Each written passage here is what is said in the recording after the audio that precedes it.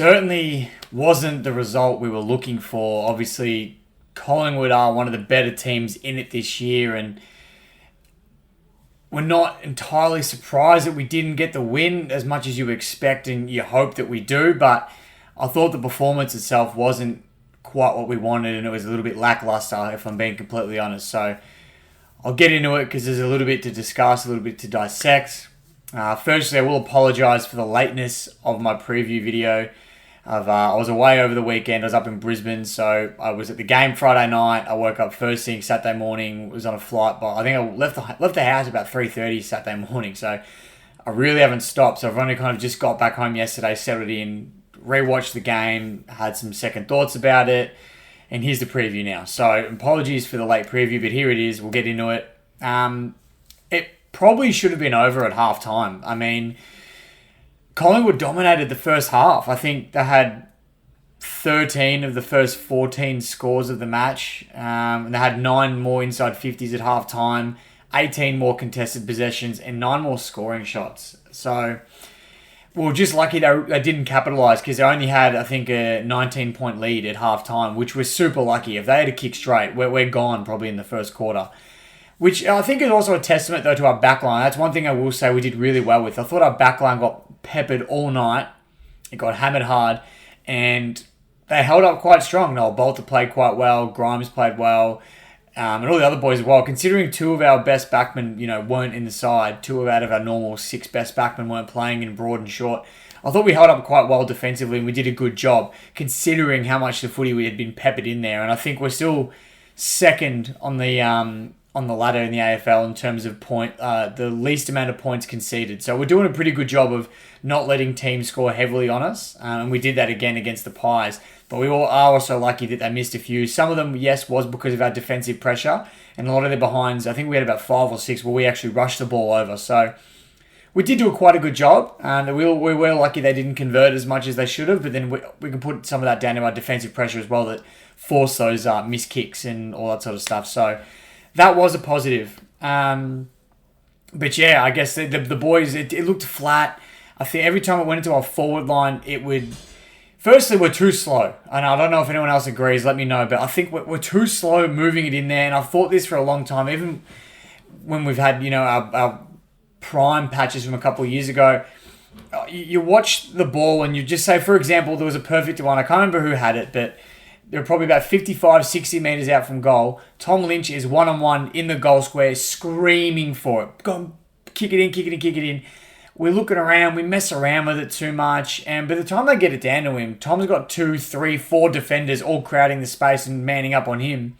And you can't expect your big men to take big marks against 4 defenders, or 4 defenders plus the forwards that they've dragged across and made an absolute contest out of it. Whereas if we were to move the footy straight away and instantaneously, Lynch is out one-on-one and you give him a chance at least. He's not going to win all of them, but you give him a chance. And I think the one time we did kick it to Lynch one-on-one on the goal score, he took the mark, went back and kicked the goal. So Lynch isn't obviously our only target, but I think we do have to move the ball quicker into our forward 50 because you go back to when we're playing our best footy. I'm talking like the best we've seen in the last 5-6 years. It was that fast ball movement, fast pace. And yes, we do it around the ground a little bit, but we're not getting into our forward 50 quick enough. And I think we saw that on the weekend. And then, which comes down to another problem that we had, which was, trying to think of the best way to word this, but it would come down and just say they've taken too long to kick it in as per, and it hits the deck off a contest. Normally, our smalls are there to mop it up. You got Shea, Morris, I guess Jack Graham's technically playing kind of as a small forward at the moment. Not really, he's more the half, but he can still be there to crumb it. And you got those guys that are supposed to be at the feet, and they just weren't there. You hit the ground, and all of a sudden, you look around, and our whole forward 50 is black and white, and Collingwood are getting easy exits out of our forward line. And, they go straight, do what Collingwood do. They go straight up the guts, and they hurt us in transition, and that's what they did all night. And we couldn't seem to combat that, especially in the first half. I just thought, we've got to do something to change this up. Something wasn't working. And credit to Dimmer, I thought subbing off Samson Ryan and bringing in Noah Cumberland was the right move. I just think it would potentially too little too late. I'm not sure. A lot of us have been calling for it, and I'm not the only one. A lot of you guys watching have been messaging me, commenting in the videos, and just I've seen it posted all over the place. everyone wants to know why Noah Cumberland isn't in this side. And I know Dimmer mentioned in his press conference a few weeks ago that him and Dusty play a similar role and Dusty's probably ahead of him, which is a fair statement. I mean, it's Dustin Martin we're talking about. But they played together last year in the same side. So I can't see any reason why they wouldn't be able to make it work. And I know Dusty didn't play on the weekend, but Noah Cumberland comes in and I think within the first 10 minutes, we kicked 3 goals and Cumberland set up 2 of them. So he makes things happen, and he was that ground level player that we didn't get in the first half of the game. And I'm not blaming it on Samson. I think, again, we've stitched Samson up. We've put the big man in really wet, sloppy conditions, and I know we probably tried to expose Collingwood's shorter backline, but we weren't giving our forwards clean entries either, which didn't help. And again, comes back to my slow ball movement thing. If we had moved it a bit faster, you give these bigger guys a chance. And I think Samson's going to be a great player, and I don't want to see him get dropped going forward, but I think if we're going to play him in those sort of wet, nasty conditions, you've also got to account for the fact that we've got to have better ball use and actually kick it to him, because if it's coming in sloppy and all over the place, you're not going to give him much of a chance, especially in those. He's too big. He's too big to play in those wet conditions. If the footy's not going to come into it clean, which I know, yes, that's something he should be working on, and all bigs around the comp should be working on, not just Samson. But he's a young kid. It's his 3rd game of footy.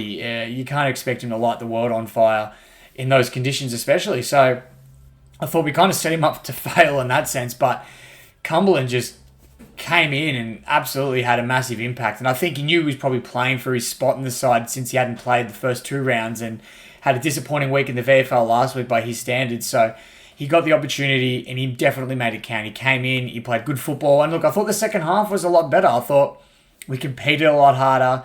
I still think there's a lot of flaws in our game, and Collingwood definitely weren't as good against us in the second as they were in the first, which I don't know if that's a testament to us or if they just dropped off a little bit. I couldn't quite tell you, but it was, I still think that we're very lucky that we played Collingwood not at their best, because I think if they played like they did against Port the week before for the whole game, then we were out of the water in the first quarter, and you don't come back against those sides. But, we kicked 3 goals in the final term, considering I think we kicked 3 for the first half. Kicking 3 in the last quarter wasn't bad. It kept the game alive a little bit, but it really wasn't enough to get the job done. But we had our chances. We did. We had chances. We had easy shots on goal missed, which has been a problem for the last few years now, but this year especially, we're missing these easy opportunities. And I've been saying it. I said it sorry, this is the review, by the way. I said preview earlier in the video. This is the review, obviously, but I did say in the preview video for this game, we're not going to get away with missing these easy shots on goal and opportunities, because against good clubs like Collingwood and, like the next few games we've got Bulldogs, Melbourne, Sydney, all teams that are expected to compete for finals.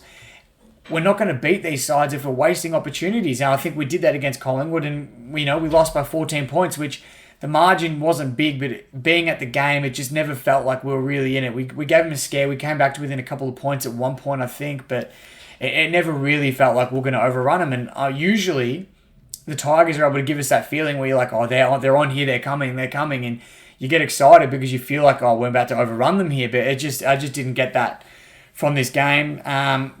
Darcy Cameron, their only ruckman, really went out with a knee injury in the 3rd quarter, and you think that we would take advantage of that, but we still couldn't find a way. And I know people are saying, we're missing Jacob Hopper and Dustin Martin and this and that, but look, Collingwood had players out too. And at the end of the day, yes, they're big outs, obviously. I mean, you got Hopper, Dusty, Short and Broad, all 4 players that play in our 22 every week. You got Dustin Martin, he explains himself, but you've got Jaden Short as well, premiership year winning B&F winner. So you've got great players in that mix, but Collingwood had players out as well, important players that would have hurt them. Obviously, like I said, Darcy Cameron goes down in the 3rd quarter. We're still in the hunt at that point of the game. It wasn't like the game was done and dusted. We could have easily taken advantage of that, I would have thought. And look, did it hurt that Samson had been subbed out at that point and Nank was kind of rucking by himself? Yeah, probably. We probably could have taken big advantage of that if Samson's still in the game, but you never know someone's going to get injured, so you can't look at it that way. But yeah, I don't know. It's going to be interesting. It's going to be really interesting going forward. I think that the game wasn't what we wanted it to be. Some people are more optimistic about it than myself. I think that we could have been blown out of the water early, and we were lucky not to have been. But then again, our defense is really good and held up strong. So I'm really proud of the work that those boys did.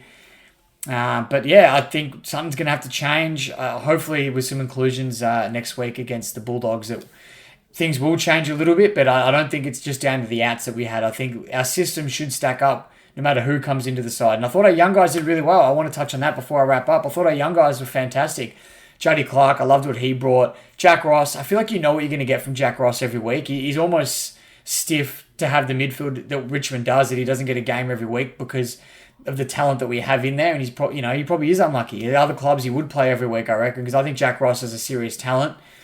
Samson, like I said, was a bit stiff. Could have played more football, but the conditions probably didn't suit him that well. And then, Noah Cumberland comes in and has such a good impact, like I said. Not that he's that young kid as such anymore, but he's young in the sense of the amount of games that he's played at senior level. So I think the young guys and the newer guys of the side have shown some serious promise, and they're putting us in the right place going forward. But there was a lot of things missing on the weekend, and we couldn't quite execute the way we wanted to. So I'll leave it at that. I do think that I'm trying to go through here, see if I've missed anything before we wrap this up. But I will talk about some of the good players. Obviously, Liam Baker was our best. He was our player of the match. The Tigers announced it yesterday, or was it today? One of the two. They announced him as our best player for the game, which is no surprise. I thought Tim Taranto was good. A lot of talk about him being really inefficient. And yes, he hasn't been that clean with it yet, but he's still racking up the footy and he's running non-stop. I think he hit about 15 kilometres he ran against the Pies. So you've got that running player you're going to get, you know what to expect every week, which I love from him. But if you can just tidy up his efficiency a little bit more, we've obviously got a real star on our hands. So those two were pretty good. Like I said, I thought Ryan Mansell was another one I thought was quite good. He competed hard when he had to and the ball came down there. He was doing all the right things. So lots to take out of it in a good way. But in the same time, lots to work on as well. And I think we've got a tough run coming up. Like I said, we've got the Doggies, Melbourne, Swans. Personally, I think we need to win 2 of those. I think we need to win 2. I reckon our best chances at this stage are Bulldogs and Sydney. But who knows? We could beat all 3. We could lose all 3. You just don't know with football sometimes. So it's going to be very interesting going forward. But yeah, they're the ones that I think we really need to get those wins against, because we can't afford. We need to bank wins now. I know it's early in the season, but you don't want to do a Geelong and be 0-3. And I know we're 1-1 now, but if we lose 3, we're then 1-1 and 4, whatever it is, So it's not the situation we want to be in this early in the season. So I think we're going to start banking a few wins now, especially against teams that personally I expect us to, and I'm sure you guys would expect us to as well, like the Dogs.